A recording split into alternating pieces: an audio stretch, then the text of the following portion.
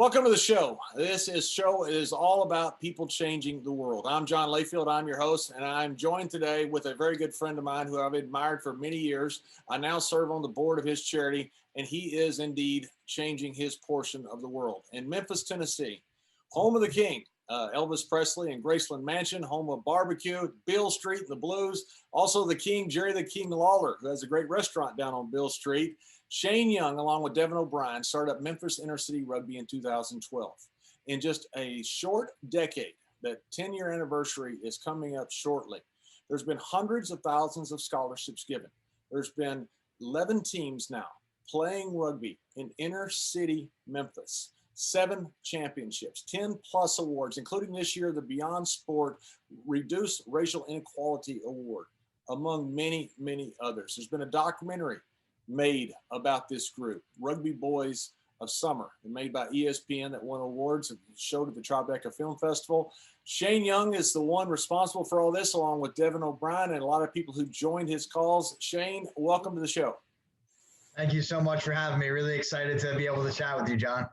Shane, I want to get started with the beginnings of the charity because it really encapsulates my mind about people who have left their jobs to start charities, and because they felt like the need that was their calling. And indeed, this is your calling, and you do a wonderful job at it. I've been blessed to travel all over the world because of Beyond Sport and see a lot of different charities that use sport. Yours, in my opinion, is the poster child of what you should do. And the thing that impresses me the most, you've got so many incredible stats. 85% of your students live below the poverty line, but 100% of your students not only graduate high school, but also 100% go to college, military, or trade school after. That to me is phenomenal success. What do you attribute this success post-high school to your program? Well, we do great work in partnership with our partner schools. So, for many years, we introduced rugby to students who had never heard of the sport before, and their parents, their families have never heard of it. But because of the embracing leadership of our school partners, we've been able to deliver really impactful wraparound programming to students who really need that kind of support and that level of support with the greatest sport in the world. And we do that through these school partnerships under the leadership of the most talented and inspiring coaches ever. And so through those lasting relationships, the greatest sport in the world, wraparound programming, we build a pipeline that reaches graduation day. And we don't stop there. In fact, that's really where we get started, because our best work is happening in that 18 to 22-year-old demographic with Andrea Wensitz and our alumni support and engagement programming, which is focused on job placement, internships, academic success through college, major selections, scholarship opportunities, and even mental health counseling. So we're trying to stick with students. We don't give up on anybody. And that starts when they join our programs, because they don't even have to try out. It's all inclusive and it's free. Why is rugby the greatest sport in the world? Well, I'm biased. And why is it best we're working with at-risk kids specifically? I've heard this a lot from different people, mainly rugby people, of course, but I tend to agree with you. Why is it so good working with at-risk, low-income kids?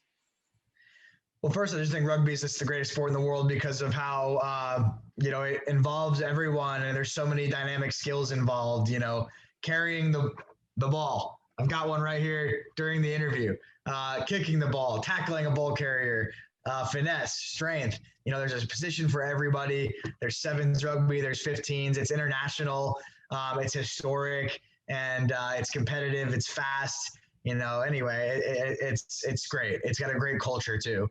And it's just been so important in my life. And so that's why I call it the greatest sport in the world. But, for our kids in Memphis, this is a very basketball and football focused city, which are great sports. I love basketball and football as well. But the opportunities are limited there. In the basketball world in Memphis, you got to be pretty good to take that, really to the high school level and beyond. And then, in football, there's 11 on 11 and, 30 more on the sidelines watching. Rugby, we get everybody in there, girls, boys, experience, not experience, can catch the ball easily or needs a lot of practice just to catch the ball, scared to tackle, ready to tackle. We embrace all the students. We have an opportunity for everyone. And we're ending up actually, even though it's not our goal, winning a lot of games, getting a lot of scholarships, and, really doing well in the sport. Take me back to the beginning. When you and Devin O'Brien, you went down there for Teach for America. You go to Memphis and you decide to start up a rugby program in the inner city. So I guess the private schools, like a lot of places, had rugby. The public schools, I guess, did not. And you guys introduced rugby to a school to start with. What was that like getting started, getting kids to play a sport and come out for a sport that they didn't know very much about? Well, you mentioned in the beginning, a lot of people, quit their jobs to start charities. Ours was almost the opposite. We had jobs which kind of led us into charity because we were just teachers. Like we came, we didn't know each other, but we met in Memphis coming into the city in 2012 as incoming Teach for America corps members. Devin was placed at Kingsbury High School, where we ended up starting our first program, and I was placed at an elementary school that no longer exists in Hickory Hill, the opposite side of town. But he had that classroom, teaching psychology and some other content, and we were able to, meet the principal, the athletic director, the football coach, get some buy-in because we were already in there, right? We're educators, we're in the landscape, we're with the kids, and we had this opportunity in rugby. And we wanted to help share it there and see what could happen. And, a group of 25, 30 kids, joined our interest meeting, came to Devin's classroom, and then followed us out to a park down the street to get this thing on their hands for the first time. And those were the trailblazers of Memphis Inner City Rugby. Starting up any type of program, you have a problem with who are you going to play? I had that problem in Memphis. I started up a charity in Memphis as well. We had kids. We didn't have anybody to play. What were you planning on accomplishing with the rugby team? Were you want to enter them into a school league? What was your end goal? Because your end goal at the time, I don't guess, was to create Memphis Inner City Rugby, where you're going to have a 100% graduation rate and kids going to college and kids going to Ivy League and get scholarships and 6 All-Americans. What was your initial goal starting up that team there? Just to start the team and introduce kids to the sport and hopefully win a couple games. And we knew we had teams to play against because the first thing we did in terms of engaging in Memphis rugby was join the Blues, the men's team here, because we were 22 years old at the time, ready to kick some butt ourselves. And so we found out through meeting some of the players on the Blues that there was already, a team at Christian Brothers High School and Germantown High School. And so here in Memphis, in the suburbs, private schools, there's already some infrastructure to compete within and against, and then, of course, across the state of Tennessee. So our goal was just to start the team and enter them in the Tennessee rugby competitive structure as soon as possible. And that's what we did. When did it become something bigger? When did it become something bigger that you wanted to make a difference in Memphis and in the world around you, that you had low-income kids that were being left out in the educational system? You had generational cycles that need to be broken through gang memberships and other type of violence, incarceration. When did it become something bigger to you and Devin than just that rugby team? I'd say there's a few phases throughout the history that it became something bigger, throughout crossing thresholds and having new meaning and learning throughout, these last 9 years. But when did it first, kind of elevate, change, transform would be when we introduced study halls with that first team. We were first just going to the park down the street playing rugby. And then all of a sudden we started tracking grades, and coming to study hall was mandatory, and, getting into some relationship building with kids and open up the binder and show us the homework. And I talked to your teacher and I learned that you did better. And that was awesome. And you know what I mean? Getting that camaraderie, that culture of achievement embedded within the rugby program, it really took a different feel, look, and purpose when we added elements like that. Just a study hall, even though it was just the beginning of wraparound programming, it was a great start to changing the meaning and purpose of what we were really doing. And then, of course, when our second school ever, Power Center Academy, invited us to start a program at their school, that really, no pun intended, changed the game as well, because we were then a nonprofit organization. Instead of just one team at one school, we had more to be responsible for and more infrastructure to make possible and more bills to pay and more coaches to recruit and more people to please and parents to, chat with. And so that's kind of the inflection points in the beginning there. A couple of things, a couple of questions. One, what'd you get funding for the first team, for the kit, for the balls, for stuff like that? And two, How did you get access to the school and to the grades? Did you get buy-in from the teachers? Were you going in the computer and looking in their back system of the school, or were the kids reporting grades physically to you? Right. So donations, the first question, at first, really generous people locally here in the rugby community hearing about us and making sure they were getting us their used cleats. Dr. Cole, one of your fellow board members, coming in as a day one believer and buying us the first set of jerseys. And then when it was time to register the kids at whatever it was, $60 a student, us launching a crowdfunding campaign online and having my former teammates down in Florida, friends, families, and uncles all chipping in $25, and we ended up raising about $3,000 and been able to survive for that season. So isn't that the best feeling in the world? I'm going to cut you off. Isn't it the best feeling in the world when your buddies send something to you just based upon you? They send you some money, and you think, man, I've got to do this right now because my buddies believe in me. It's the right way to go, because your back's against the wall. Your people are investing in you. You've already put the word out. You've got to go. You've got to deliver. But the coolest thing is, John, that some of those same people who were making those blind investments in who knows what, in what city they're in, and what are they, those people are still donating today and rallying behind us every year, 9 years later. So we hope that we're doing right by what they were investing in the first place. But that's how we got the first bills paid and the first seasons, kind of funded. And then, in schools, it's different at every school, honestly. And that's one of the really challenging parts of our programming, at least from the administrative level at MICR, is that, we have to sometimes, get the front office to let us in their back end system, or survey teachers, or do it the hard way by looking at the paperwork in the kid's binder. It's different at every school. We try to just align with those schools and their infrastructure and their leadership, and leverage our education relationships to get that kind of access and play that kind of role in a student athlete's life. Before you were known, and all of a sudden it's accepted now because you look into grades, because that's what the program is all about. Did you get pushback from the kids, from the parents? And how did you get into the first kids there at Kingwood? How did you get into their grades, the very first school? Yeah, always kind of growing pains and a little resistance, when you're trying to hold students accountable, high school students accountable for a higher level of achievement than maybe they were used to on their sports teams that they played for previously, or maybe they never played for an organized sports team. So yeah, a little friction there. And holding people accountable is never easy at first, until the team culture is really strong and everyone's bought in and you're really making a big impact on and off the field.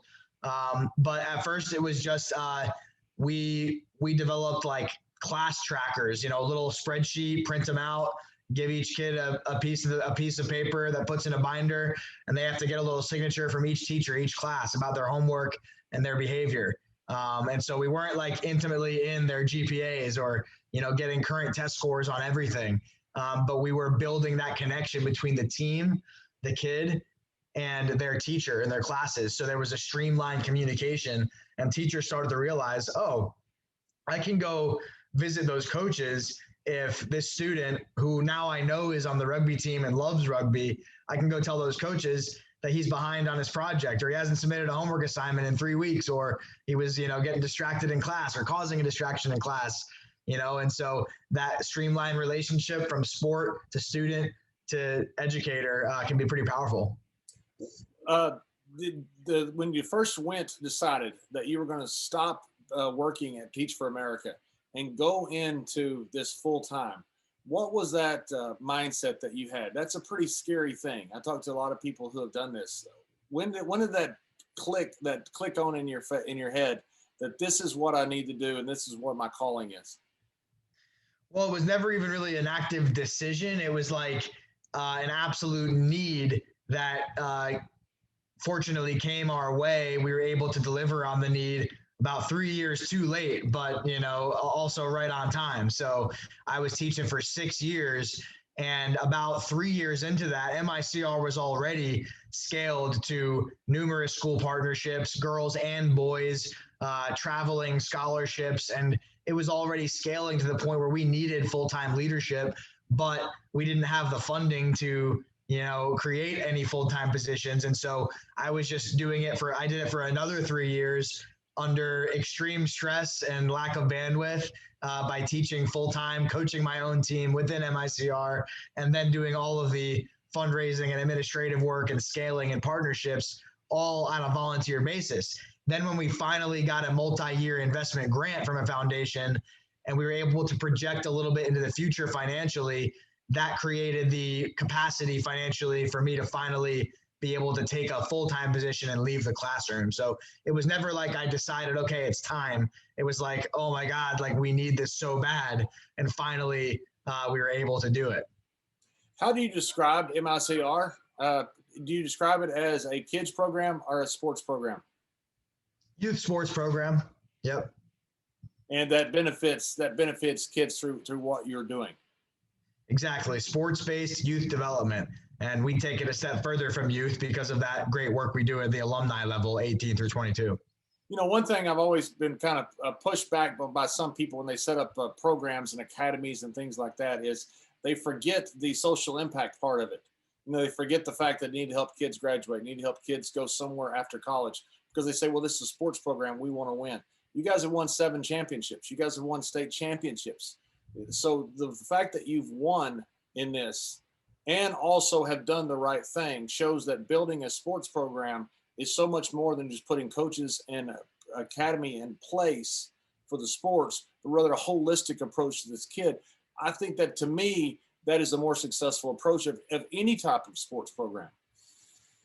Yeah, I mean, look, our girls won their 4th straight state title in 2019, the Freedom Prep Eagles, in a very competitive rugby state of Tennessee, where they've just sort of taken over 4 straight state titles. But that 2019 state title, to me, pales in comparison to the fact that the coach of that team was 21-year-old Faith Walker, who used to play for the team, right? So how is that possible? Through wraparound support, deep relationships, strong alumni pathways to coaching positions within MICR. And now the impact of that state championship is really something profound. Otherwise, yeah, it's a cool experience. We get some medals. You know, I guess we get in some type of Tennessee youth rugby record book. Who knows if they even keep one, but that's the point. We can really leave a legacy with the impact we're trying to make off the field, personified through a coach like Faith Walker, you know, and all the titles and hardware and championship is a cherry on top to that. And you've had 24 alumni coaches right now, correct? Correct. And that's all people that have come through your program. As I mentioned, it's pretty much split down the middle, 44% girls, 56% boys in your programs. Then those coaches come through and they end up coaching the future players in return. And that's part of your alumni pipeline to keep track of these players afterwards, right? Exactly. They're the lifeblood of our leadership now. When they stay local for college after they graduate or trade school, whatever they're doing after they graduate, if it's local, we try to keep that connection with them strong and, you know, develop them as coaches throughout their years in college and, you know, just retain them as long as we can in effect to support them and to offer them that paid job and connect them maybe with their next job, but also develop their leadership skills and their rugby coaching certifications so that they can make income, be supported, keep our impact strong, and you know, be the person in a kid's life that maybe they benefited from when they were a student athlete themselves. What is the key to low income education? You've got it figured out. And I've talked to other groups that have got it figured out. The states and the municipalities don't have it figured out. They don't have a very good success rate. Why are you so successful with the exact same kids from the exact same area, from the exact same problems and circumstances of other kids who aren't successful? What is the key to low income education in our country? Well, I don't think we have it figured out. I think we have a long way to go, and our saving grace is the grace that we receive and the embracing we receive from the communities here in Memphis and the schools and neighborhoods and families that have educated us and spoken up and become deeply invested in the sport we introduced to them. And so when they embrace a sport like rugby that has never been around their communities, you know, we need to listen then. And they've advocated and shown us what the needs are. And so we've been able to implement services that are responsive to those needs. And, you know, the worst thing about MICR is that we need to exist. because we serve communities that have real gaps and lack of resources. They're under-resourced. And the students face injustices that I certainly never had to face growing up. And so, the fact that we have to exist and provide these services is an injustice in itself. And we don't have it figured out. But we've been fortunate to be embraced and do some listening and learning and responsive program design and talented people to execute that, I think, is the key. You may say you don't have it figured out, and I guess nobody ever figures out a problem this complex, but you certainly had tremendous success. When a kid comes to you in Memphis Inner City Rugby, a typical kid, boy or girl, age 15, 16, choose the age, it doesn't really matter. What are the needs and the services that you face the most that need to be implemented to help that child be successful? Because my point is, and the child next to that child who's not an MCR is not having the same success rate. So there's something missing there. What are you guys furnishing that's missing? It starts with just access, I think. Because if they embrace the game or that coach, that recruitment meeting, that info session, and they just kind of step into the door, we're going to break down all the barriers for them. We're going to pay their registration fee. We're going to get them a pair of cleats and rugby shorts and a uniform. If they need a ride to practice or a game, we're going to do whatever we can to provide that transportation. If they hadn't eaten before the tournament, we're going to provide them with nutrition and a snack. And if they felt discouraged about being part of the group, we're going to put an inspiring, talented, welcoming, inclusive leader in place as their coach, who likely shares a racial identity with them and is from the community they're from, because of the fact that more than 70% of our coaches are alumni. And so by providing all those things, all we need to do is step in the door. And, whatever needs come along, we don't have the answers to everything, but we can certainly break down barriers. We're ready to do that, to allow a student athlete access to the programming and the services we provide through this great experience of rugby at MICR. You mentioned the term injustice, and there's been so much talking about this right now, especially, with the great movement of Black Lives Matter, the NBA taking the lead in a lot of this, LeBron James, building his own school there in Akron. And for the first time, you're starting to see a real spotlight on the injustice that's going on in inner cities, which I believe is a wonderful thing. What is the main injustice that happens, say, between a young kid in a low-income area and a kid in the suburban area? What is the main difference between the two as far as access, as far as success, and as far as, because it's not equal, what is the inequality? Well, it's extremely complex, and I would not pretend to be able to explain it or sum it up, but generational poverty and the injustices that occur in under-resourced communities are historic, hundreds of years old, way too slow to progress or change, and they cause infrastructure and systemic problems that create barriers to upward mobility for students of color in low income and under-resourced communities. And so it's extremely complex and dynamic, and MICR only hopes to be a piece of that puzzle to help a few students in this massive problem facing the city of Memphis and cities throughout the country. We hope to be a piece of the puzzle that can help with some upward mobility and helping with some stepping stones along the way. But the distinction between someone without as much opportunity or upward mobility and someone who does in a neighboring suburban community, it is drastic and intense and dynamic and unjust. And we hope to disrupt that system in as many ways as we can. The Sports for Change model has worked in so many areas. There's so many incredible examples around the world. Rob Castaneda and Beyond the Ball up in Chicago, working between the Latin Kings and the other gangs that are endemic to Chicago. Alberto Valmer working with incredible programs with rugby down in Venezuela.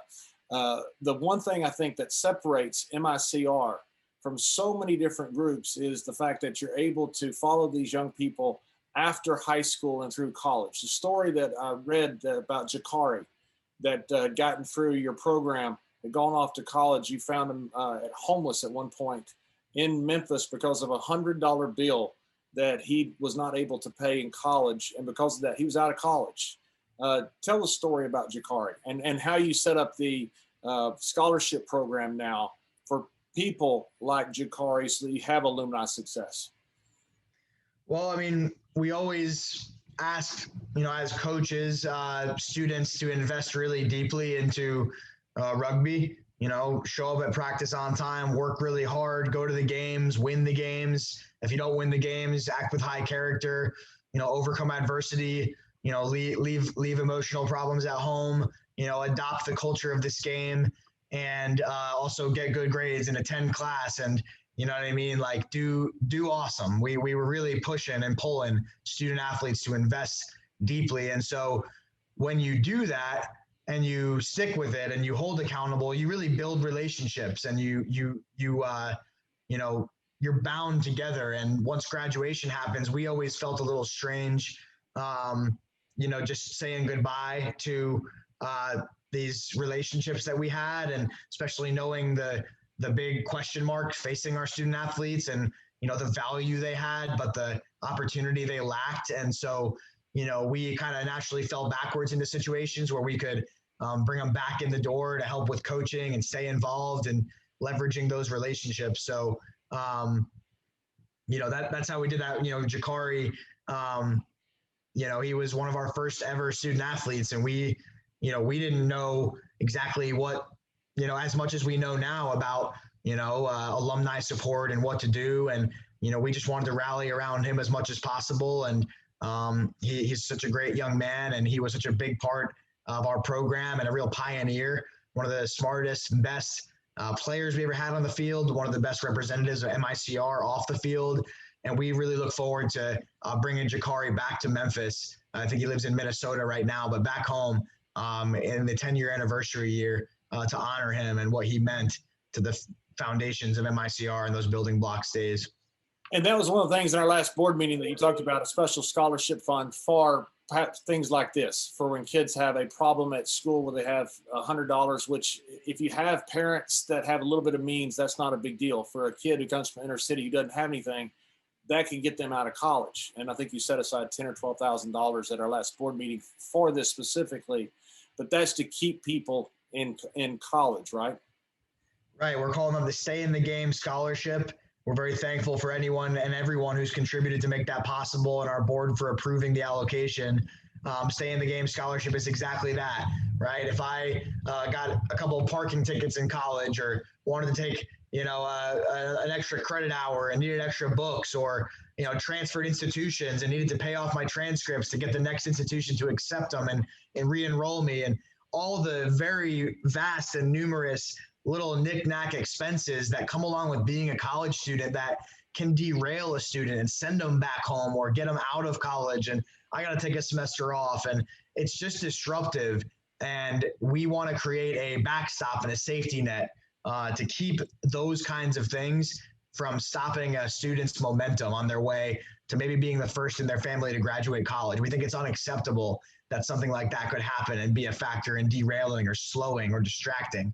And so we're trying to, again, break down those barriers and eliminate those obstacles because we think that they're unnecessary, and the opportunity is too big and the challenge is too large for what our student athletes are trying to accomplish. When did you decide to add a person, say a pathway coordinator, rather than a coach? That's a pretty bold step. And most charities, if they had the choice to do between the two, they would probably choose a coach instead of a pathway coordinator, because you don't see success right away. With a coach, you do. What was your thinking and mindset going into that? Because it turned out to be a terrific decision. Yeah, a really great decision. And we had the choice to hire, a rugby expert or a really good rugby coach, but Andrea Wensitz, who had taught here in Memphis and, understood the educational landscape, challenges our students face. She was a D1 athlete herself. And she came with an ability to work programming so that our kids were experiencing enrichment and good support, but then a real awareness from her experience working with the Division I football program, Cal Berkeley Bears, and working in academic mentorship with those student athletes, learning how that happens on a high level at a big time institution and how we can, extract some of those lessons into the framework of MICR in terms of helping walking with kids from high school graduation into the next steps of their life, especially in the academic arena, and employment and internship opportunities. So she made it easy on us by being a superstar to make it a good decision, and it's paying off for our students and our alumni all the time. One thing when I was in Memphis visiting with you, besides your incredible workload, which was insane, it's quite incredible. The people that give money to Memphis Inner City Rugby have to understand that money is incredibly well put to use because of you and your staff around you who do jobs that should require about double the number of people. But I saw a great thing that you had in one of your Teach for America partnerships where you had a classroom with Andrea and you had young people there going in and filling out the forms for grants, for scholarships, for things like that so many young people, I don't care where you're from, don't know about. But you make aware and have classes for these kids to go in and fill out their own grants and their scholarships. No, it's and that's Andrea right there. And it seems complicated, but we keep it simple. We spend a little time researching scholarships that our kids are eligible for, local, national, through our partners like a Step Ahead Foundation. And, we put out a little Google survey link and say, sign up for our scholarship workshop. And we post it on social media. Come to our scholarship workshop. Thanks to you and Mike Novogratz, we get some laptops purchased so we can set them all up across the table.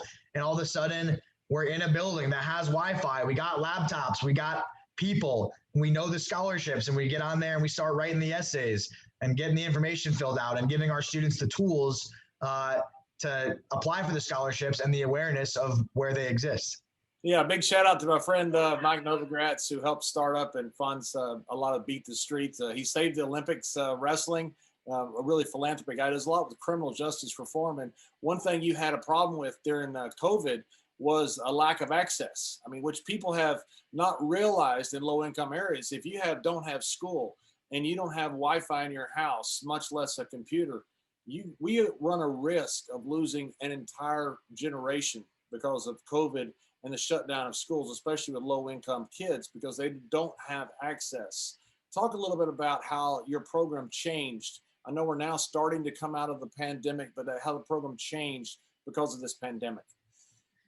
I mean, look, we're like on the anniversary week of when schools closed in 2020. And in Shelby County, and for most of our students, they never opened until today. So this is kind of a landmark day in some ways, even though it's still a slow opening and it's optional. And many of our students, for good reason, will stay at home to protect their families. But it's been a long year of adapted programming. And so we focus deeply on non-rugby support like food, nutrition support, basic needs support, delivering those, keeping our alumni employed part-time, moving our wraparound support to virtual and socially distant, and then finding creative ways to still keep this in the hands of our student athletes in as much of a safe way as we could. And while we've had a break since really the new year, as positivity rates for COVID in Memphis kind of got high for a while, they're slowly decreasing. And we're coming back on Wednesday to rugby practice at Vance Middle School. And our kids are really excited about that. And we're meeting with all parents right now through today and tomorrow to inform them and get them registered. You're coming up on your 10th anniversary. Incredible things have happened in the first decade. You've now got Vance Middle School. Speak a little bit about Vance Middle School, the ground that you've gotten given to you by the Shelby County School District, which is just an amazing story. And the fact that you now have Devin O'Brien, one of your co-founders who went up with Harlem Lacrosse, now coming back home to work with you in Memphis.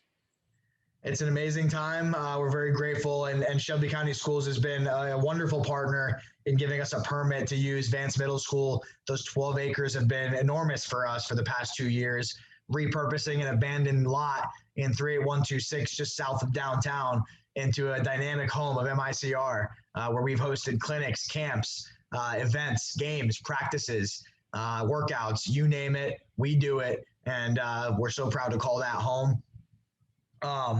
And now I'm trying to think, the 10-year anniversary. And so we're coming up on 10 years, and right on the eve of 10 years, my co-founder is back in town, and Devin O'Brien got to spend the last 3 years managing as executive director for Harlem Lacrosse, an organization that's a little older and a lot of more experience, bigger budget than MICR. So lessons in taking our work from really amateur to professional, and going from, just taking advantage of every opportunity we could to, really reaching sustainability and framework and systems that are good for the long term. And we're ready to, make those adjustments as we're across the 10-year bridge. And I couldn't ask a better partner to come back and, put me through a little executive director boot camp and get our organization on the right track so that the next decade is really even better than the first 10.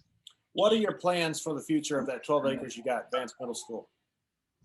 Well, unfortunately, that's not up to us just because it's still owned by Shelby County Schools. Our plan right now is to continue to maintain it, use it, and keep it as a home for our students and our families for as long as we can until Shelby County Schools either pushes it our way or makes a decision with it. But we're also working with partners like Believe Memphis Academy to search for field options around the city. So we are looking for funding partners, plots of grass, in alignment with our school partners to open up really the best and brightest facility in the country. For where it can be a home for, urban sports programming, especially rugby through MICR.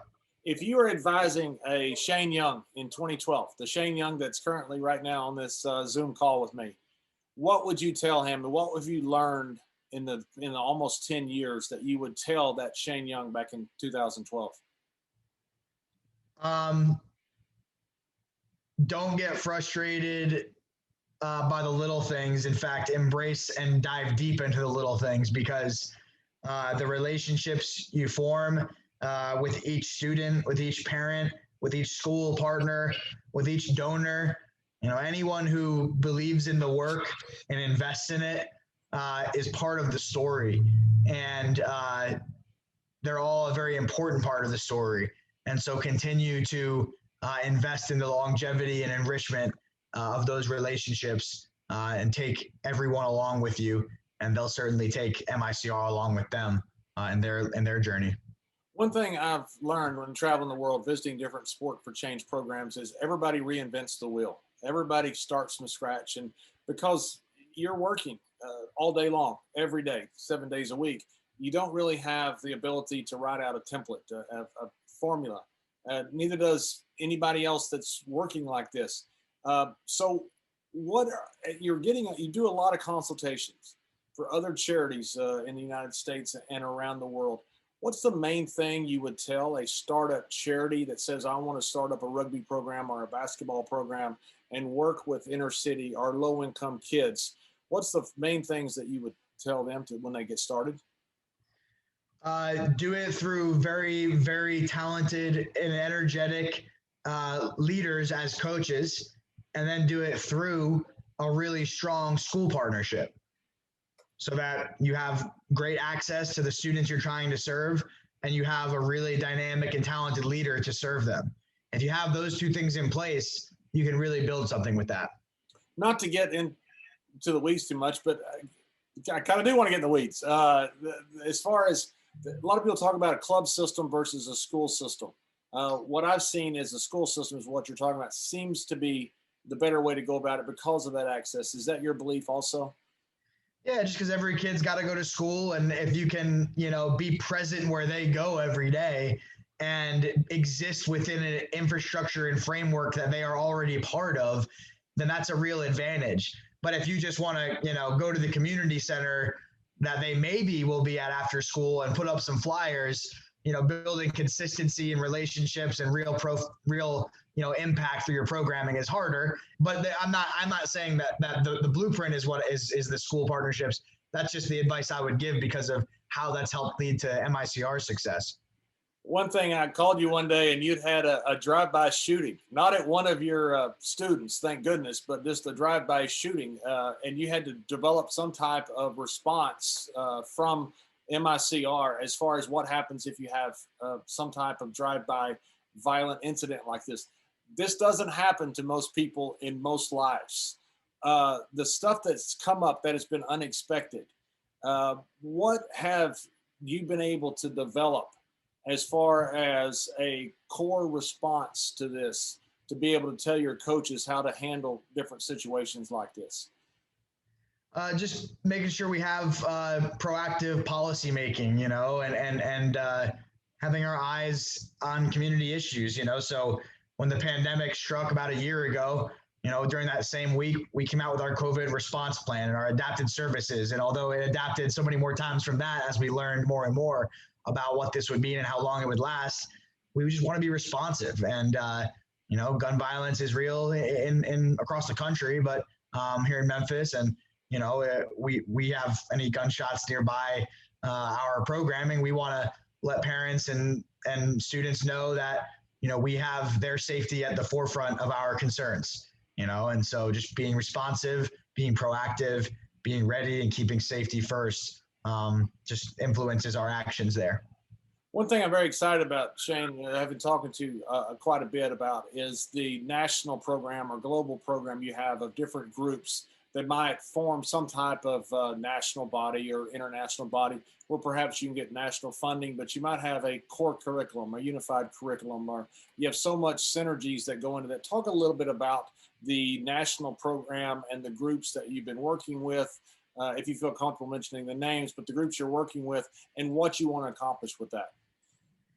Yeah, I mean, it is. I don't want to say under wraps, because there's no secret that MICR is very frequently on phone calls and Zooms and in Google Docs and in spreadsheets with folks in, St. Louis and Dallas, Fort Myers, New Orleans, Chicago, different areas throughout the country where we've gotten on a sort of habit of helping people duplicate programming that we've had some success with at MICR. So we're playing with ideas and ways to fund a national infrastructure that could help provide, more than just advice, maybe some funding, some equipment, and somewhat of a blueprint for folks to, do the kind of service work that we're doing through the sport of rugby. We've been helping folks for years across the country in different cities. So, we feel it's about time to maybe formalize something and increase the level of support we're able to provide, because there's so many great leaders out there trying to do great work. And like you mentioned earlier, why reinvent the wheel when we can kind of package it in a way that makes sense for folks. Yeah, and that's one of the reasons I kind of wanted to do this, whatever we call this podcast or whatever the heck it is. You had the idea. My wife told me the same thing. So why don't you do something for Sport for Change charities? Because there's so much incredible work going on in this world. And a lot of it's using sport that people just don't know about. I mean, people are doing, like you are there in Memphis, doing incredible things, saving lives, changing the world. And it's amazing that, I guess, people are just so busy and there's so much negativity on the news that, every side hates the other side. And a lot of things like this are lost. It's so important to highlight these programs and some of this great work that's going on around the world. Well, that's why I've always really appreciated your friendship, John, but not only your friendship, your leadership and advocacy, because you have a microphone in your life and a great platform that you've built by being a talent and by being a hard worker. And so the idea that you're using and leveraging that platform and that microphone to give some airtime to me and essentially through me a voice box for the folks that we serve, and helping gain support for that and all of the other projects that you support, John, relentlessly and passionately, and almost, you just do it through your heart. And I just appreciate it because, man, if every nonprofit leader had a John Layfield, then everyone would be all right, I think, because they'd have an advocate, they'd have a champion, and they'd have someone to get the word out and speak up for, because you're right. We are busy. We're doing so much on the ground. Everyone needs a John Layfield. I feel so guilty when I'm at a board meeting because you guys line up, tell everything, and you're so good. You can tell your old school teachers. You're so good about lining out everything that you've done and accomplished in the past 3 months for our quarterly board meeting. And I sit there and just listen to it. I go, that's amazing. I've just played a little bit of golf for the last 3 months. I feel so bad. Like, good grief.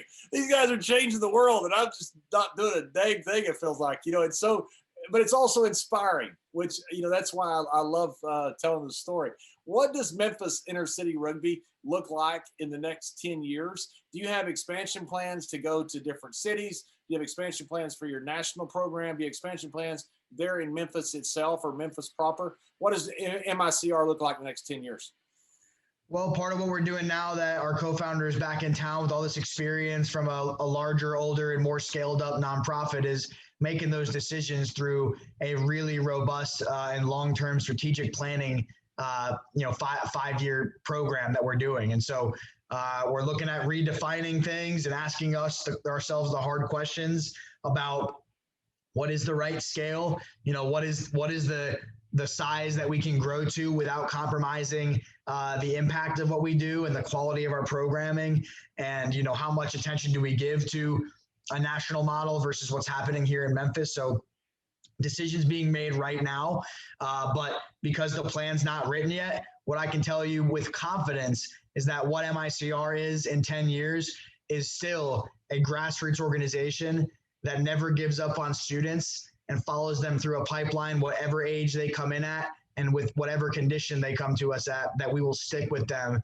and serve them with well thought out, well planned, robust infrastructure and services that they can rely on and lean into through that whole phase, middle school, high school, and then through alumni support to hopefully really change and improve trajectories in life. So although I don't have the strategic plan written yet, and we're working on that through this summer, that is what I can guarantee MICR will be in 10 years. Looking back on the past 10 years, if you had to list the thing that you're the most proud of, or one or two things that you're the most proud of, what's the thing you look back at and say, man, that's the thing that I really want to talk about? Most proud of our alumni, and that they're the first ones to give us a chance at being something because they embraced us and the sport of rugby, and they were the kids that made rugby cool in their schools. You know what I mean? So our alumni came in, 2012 through now, embracing the sport, trying something new, being courageous, recruiting their friends. So being trailblazers, without them, we'd be nothing. They were the first ones to try it. So I'm so proud of them and extremely proud that MICR has been able to really offer them something. Not that we did it to thank them for their pioneer trailblazing, but as a symbolic gesture to know that what they did is going to pay off for kids following in their footsteps, but also for them themselves in the form of continued support and opportunities beyond graduation. So I'm just proud of the trailblazers, the pioneers, the ones who embraced us to begin with, and that they are now coaches and providing the leadership and keeping this thing going. And I'm proud that we were able to provide enough support to make that possible, but mostly them as spirited, leaders and people and young kids in Memphis. I think there's something really special about Memphis youth. And that's why MICR had a chance, because those special, talented, resilient, creative, amazing young people, they're the ones who embraced us. And that's why we are what we are today. In 2012, you just kind of wanted with Devin a rugby team. And now you fast forward 10 years and you've not given away, but you helped made access to over hundreds of thousands of dollars of scholarship. You have kids that have gone to the Ivy League. You've had 6 All-Americans. You've had state champions. You've had all this incredible success. Did you see any of this at some point, say 5 years, say this is where we want to be in 5 years? Or do you look back now and kind of think, man, we really did something amazing the last 10 years. Here's what we can do in the next 10. When did it start formulating in your mind that this is the direction that we want to go? It still hasn't. I haven't settled on any thoughts or we've done anything incredible, because there's so much work to do. I just lean into some checkpoints along the way. Like, okay, we've got real alumni support set up. Okay, we've got some infrastructure. We've got school partnerships. We've got funding to keep the lights on for this long. I'm still in robot mode, John. I'm in the trenches. And then, at year 10, when we truly sit on that anniversary, I will take a look back and say, wow, what incredible work we've done for a moment before we start revving up for the next 10 years. So, not ready to take that sigh yet, but coming up on 10 years, I'll do it briefly, but there's still too much work to do. How can people support Memphis Inner City Rugby? Obviously through giving, but how do social media, what's the best way to support what your work is? Yeah, share our story, share this podcast. Our website's really easy to navigate to learn more, and especially to donate. Monthly donors get a t-shirt in the mail directly from me. So you donate monthly, whether that's $10 a month or $5 a month or something much more, I'm going to mail it to you the very next day, because that's what gives MICR a lens and a window to forecast and plan for the future. A donation is amazing and helps us buy a kid a mouthpiece and a pair of cleats. But a monthly donor helps us understand how long we can keep the lights on and what kind of support we can build around our students responsive to their needs going into the future. So as philanthropists, large and small, we all need to understand the sustainability that charities like ours need. And so that would be the big ask. Although I know there are so many causes and needs and ways to give all across the spectrum for folks, one time, annually, monthly, different charities, different cities, different causes. We humbly ask that you support ours, because we're going to try to do some really special things this year and beyond. Well, I've been blessed because of my relationship with Beyond Sport to be able to visit a lot of different programs around the world. I got to visit Magic Bus and Magician Rugby in the slums of Mumbai and slums of Delhi. Got to visit the Mighty Mauler program outside of Cape Town, the world's largest shanty town. Mark Griffith's group up in Harlem with Play Rugby USA.